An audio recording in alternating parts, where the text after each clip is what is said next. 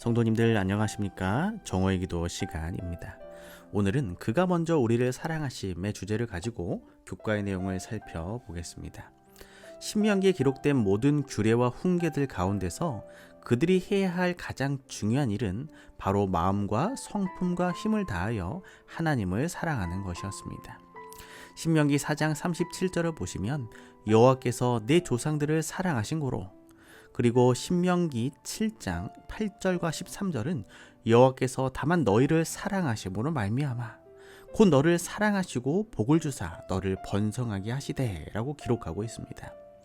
이뿐만 아니라 신명기 23장 5절에는 내 하나님 여호와께서 너를 사랑하심으로, 신명기 33장 3절은 여호와께서 백성을 사랑하시나니 라고 여러 곳에서 하나님의 사랑에 대해 이야기하고 있습니다.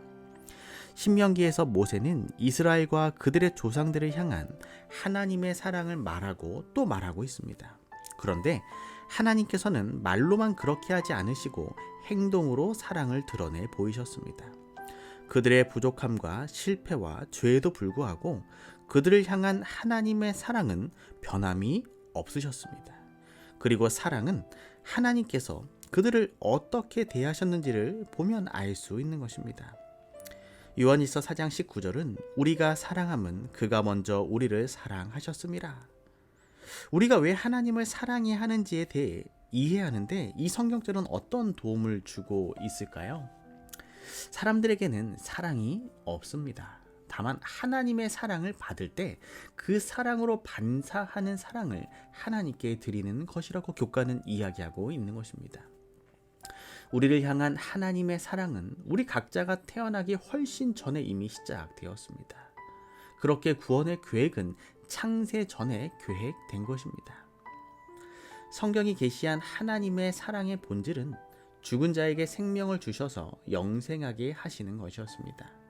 아담의 후손으로 이 세상 모든 사람은 영원한 생명을 잃어버리게 되었고 육체의 생명만 가지고 있는 하나님의 눈에는 죽은 자들일 뿐이었습니다.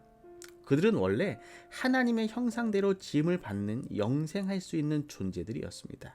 그러나 죄로 인하여 영원히 존재할 수 없는 사망의 존재가 된 것입니다. 그래서 생명이신 여호와 하나님은 그들을 살려 영생하게 하시려는 하나님의 생명의 본질을 드러내셨습니다.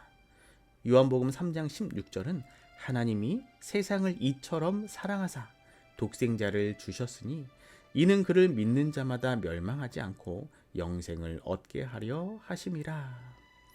하나님이 세상을 이처럼 사랑하신 그 결과는 우리가 영생을 얻게 된 것이었습니다.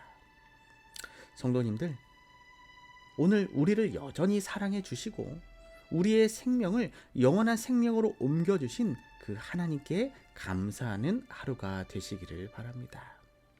우리는 먼저 사랑받은 자로서, 먼저 영생으로 옮겨진 자들로서 우리 이웃들과 가족들을 하나님의 사랑으로 그들을 사랑하고 품어주며 아껴주며 우리가 몸소 행동으로 그들을 더욱 사랑할 수 있는 재림 성도가 되어야 할 것입니다.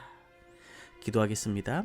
사랑의 하나님, 오늘 우리에게 새로운 새 생명을 주시니 감사합니다.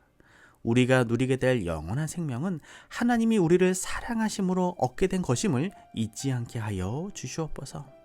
또한 이번 주에 진행되는 대전도회를 통하여 하나님의 크시고 무한하신 사랑을 아직 하나님을 모르는 많은 사람들이 깨닫게 하여 주셔서 우리와 함께 저 하늘 본향을 향하여 나아가는 한 형제와 자매가 될 수 있도록 인도하여 주시옵소서. 모든 말씀 사랑이 많으신 예수님의 이름으로 간절히 기도합니다. 아멘.